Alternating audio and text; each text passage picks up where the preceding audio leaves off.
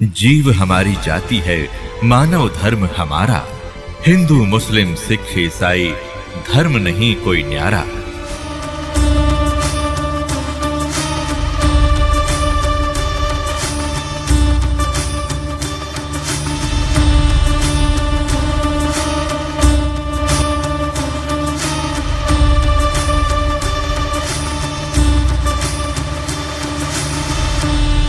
दंडवतम गोविंद गुरु बंधु अभिजन सोए। पहले भये प्रणाम तिन नमो जो आगे होए। पुण्यात्माओं, जब आपको ये तत्व ज्ञान होगा तो पता चलेगा कि हम एक ही परमात्मा के बच्चे हैं, हम भिन्न भिन्न नहीं हैं। कोई तो कहता है कि जैसे पवित्र हिंदू धर्म के श्रद्धालु कहते हैं हमारा हिंदू धर्म अच्छा है, और मुसलमान धर्म के श्रद्धालु कहते हैं हमारा मुसलमान धर्म सर्वश्रेष्ठ है, सर्वोत्तम है। मैं चैलेंज करता हूं, मैं दावे के साथ कह सकता हूं कि कोई भी शख्स सारी दुनिया में एक भी इस्लाम की बुनियादी बात को साबित नहीं कर सकता कि ये इंसानियत के खिलाफ है। ये मेरा चैलेंज है, ये मेरा दावा है। ईसाई धर्म के श्रद्धालु कहते हैं कि ईसाई धर्म सर्वश्रेष्ठ है, और सिख धर्म के मानने वाले श्रद्धालु कहते हैं सिख धर्म सर्वोच्च है। हम क्या कहते हैं, ये दास क्या कहता है, हमारा क्या धर्म है कि जीव हमारी जाति है, मानव धर्म हमारा हिंदू मुस्लिम सिख ईसाई कोई धर्म नहीं है न्यारा। डॉक्टर जाकिर नाइक जी मुसलमान भाई कहते हैं कि किसी भी धर्म को समझने के लिए ये नहीं देखना चाहिए कि उस धर्म के व्यक्ति क्या कर रहे हैं और क्या कह रहे हैं, उसके लिए उस धर्म की पुस्तकों को आधार मानना चाहिए। और इस्लाम धर्म की मुख्य बुक, होली बुक यानी मुख्य किताब बताई है कि कुरान शरीफ या हदीस। लेकिन कुरान शरीफ आसमानी पुस्तक है, वो गॉड गिवन मानते हैं। और हिंदू धर्म के धर्म को समझने के लिए हिंदू धर्म के व्यक्ति क्या कह रहे हैं, क्या कर रहे हैं, वो ना मानो। कि हिंदू धर्म के सदग्रंथों को आधार मानकर विवेचन करो। तो दास डॉक्टर जाकिर नाइक जी से प्रार्थना करता है कि आइए इसी आधार पर दोनों धर्मों की पुण्य पुस्तकों के होली बुक को पुनः देखते हैं। अब सुनना यथार्थता क्या है, उन्हीं सदग्रंथों से आपको दिखाते हैं, रूबरू करते हैं। डॉक्टर जाकिर नाइक जी मुसलमान जी, आपने तो केवल सदग्रंथों की जिल्लत दिखाई, और ये दास दिखावेगा उन सदग्रंथों के अंदर की सच्चाई जो आज तक तेरे समझ में नहीं आई। और आप भी देख लेना जाकिर भाई।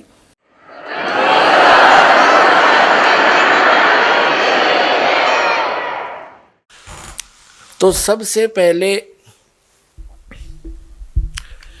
आज ये निर्णय करते हैं कि जिस अल्लाह को, जिस रब को, भगवान को भगवान मान के, अल्लाह मान के, अल्लाह ताला मान के, अल्लाह ताला माने समर्थ परमात्मा मान करके पवित्र मुसलमान धर्म के श्रद्धालु उसकी उपासना कर रहे हैं, वो वास्तव में अल्लाह ताला है भी के नहीं। वो समर्थ परमात्मा अल्लाहु अकबर, अल्लाह कबीर है भी के नहीं। मुसलमान धर्म के श्रद्धालु कबीर का अर्थ बड़ा करते हैं, तो आज हम कबीर का अर्थ बड़ा ही करके आज का विवेचन करेंगे, सत्संग करेंगे। तो मुसलमान धर्म की पवित्र पुस्तक है होली कुरान, यानी पवित्र कुरान शरीफ। उसको चाहे पवित्र कुरान मजीद कहो, केवल कहने का अंतर है, लेख में कोई अंतर नहीं है। तो उससे हम निर्णय करते हैं कि मुसलमान धर्म के श्रद्धालु जिसको अल्लाह अकबर मान के, अल्लाह कबीर मान के साधना कर रहे हैं, वो वास्तव में अल्लाह कबीर है भी कि नहीं, यानी वो समर्थ परमात्मा है भी कि नहीं, वो एक परमात्मा कुल का मालिक है भी कि नहीं। इससे पहले थोड़ा सा विवेचन करेंगे कि मुसलमान धर्म की पुण्यात्माएं, श्रद्धालु भक्त मुसलमान ये मानते हैं कि जिस खुदा ने, जिस भगवान ने कुरान शरीफ का ज्ञान दिया हजरत मोहम्मद जी को, वो उनका अल्लाह है, वो उनका खुदा है। उनका ये भी मानना है कि जो भी संदेश उस कुरान ज्ञान दाता ने बोला, कहा, हजरत जबरील एक फरिश्ता एज इट इज लेकर आया, उसमें उसने कोई मिलावट नहीं की। तो उस ज्ञान के प्राप्त होने के कई कारण लिखे हैं। थोड़ा सा पहले कुरान मजीद के भूमिका से दिखाते हैं वो किस प्रकार कुरान शरीफ का ज्ञान हजरत मोहम्मद जी तक पहुंचा। देखिएगा, ये है कुरान मजीद, एक पवित्र पुस्तक जिसकी भूमिका में क्या लिखा है, ये देखिएगा कुरान मजीद।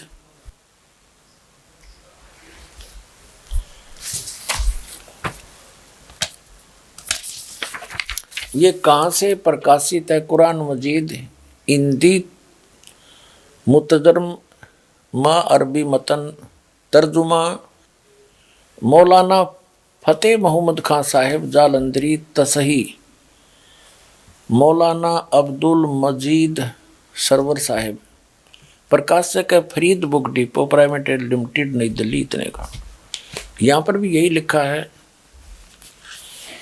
कुरान मजीद हिंदी मुतरजम मा अरबी मतन तर्जुमा है मौलाना फतेह मोहम्मद खान साहिब जालंधरी। ये वही नौका तसही मौलाना अब्दुल मजीद सरवर साहिब, संस्करण 2006, पृष्ठ 982, प्रस्तुतकर्ता मोहम्मद नासिर खान, प्रकाशक ये Farid book depot private limited, और 2158 MP street Pataudi house Daryaganj नई दिल्ली से। ये इनके फ़ोन और फैक्स नंबर है। यहाँ देखिएगा मुकदमा, ये मुकदमा है भूमिका समझो, और 6 नंबर पृष्ठ पे कुरान मजीद का। इसमें क्या कहा है कि कुरान मजीद के उतरने और संग्रह व संकलन के हालात। कुरान मजीद एक पवित्र किताब है जो अंतिम नबी हजरत मोहम्मद सल्लल्लाहु पर उतारी गई। यह अर्श कुर्सी के मालिक का कलाम है जो उसने स्वयं एक बरगुज़िदा पैगंबर मुकरम सबसे ज़्यादा लोकप्रिय बंदे पर नाजिल की। इस्लाम का आधार इसी आसमानी फरमान आदेश पर है जिसने अनुपालन किया हुआ इस्लाम के दायरे में दाखिल हुआ, और जिसने जरा भी अवज्ञा की वह इस पाकीज़ा जमात इस्लाम से अलग हो गया और अल्लाह के बागियों में शामिल हुआ। जब नबी करीम सल्लल्लाहु यानी हज़रत मोहम्मद की उम्र 40 साल की हुई, उस समय आपको नबूवत प्रदान की गई, यानी नबी बने, और रिसालत का ताज आपके सर पर रखा गया। इसी ज़माने से कुरान के उतरने की शुरुआत हुई। यदा कदा तथा ज़रूरत के अवसर पर थोड़ा थोड़ा 23 साल तक, यानी हज़रत मोहम्मद जी की मृत्यु तक ये नाजिल होता रहा। अगली किताबों की तरह पूरा एक ही बार नहीं उतरा। हज़रत मूसा अलैहि पर तौरत नाम की ओली बुक उतरी, हजरत ईसा पर अलही पर इंजिल नाम की पुस्तक और हजरत दाऊद अलही पर जबूर नाम की पुस्तक एक ही बार में उतरी थी। ये सब किताबें तो एक ही बार में उतारी गई और सौभाग्य से ये सभी सब किताबें रमज़ान के महीने में उतरी। अब यहाँ ये स्पष्ट किया गया है कि ये 4 किताबों को श्रेष्ठ मानते हैं। एक तो तौरत जो मूसा जी हजरत मूसा जी को प्राप्त हुई, और एक हजरत ईसा मसीह जी को हुई, वो इंजील मानते हैं, और हजरत दाऊद अलही को हुई वो जबूर मानते हैं। हजरत मोहम्मद जी को जो पुस्तक प्राप्त हुई वो कुरान मजीद कुरान शरीफ मानते हैं। शरीफ कहो, कुरान शरीफ कहो, चाहे कुरान मजीद कहो, कहने का अंतर है, बाकी लेख एक है। अब कहते हैं उन सभी पहले वाली किताबें तो एक ही बार में उतर गई थी, और ये बुक जो होली बुक पवित्र कुरान, हजरत मोहम्मद जी जब 40 वर्ष के हुए तब से उनको ये संदेश आना शुरू हुआ, और उनकी मृत्यु तक जब वो 63 वर्ष की आयु में उनका देहांत हुआ तब तक ये आती रही। इनका कहना ऐसा है। अब आगे क्या बताते हैं, ये कैसे प्राप्त हुई हजरत मोहम्मद जी को, ये देखिएगा। सही यह है कि आप सल्लल्लाहु यानी हजरत मोहम्मद जी की नबूवत के बाद रमज़ान की सबे कदर में पूरा कुरान मजीद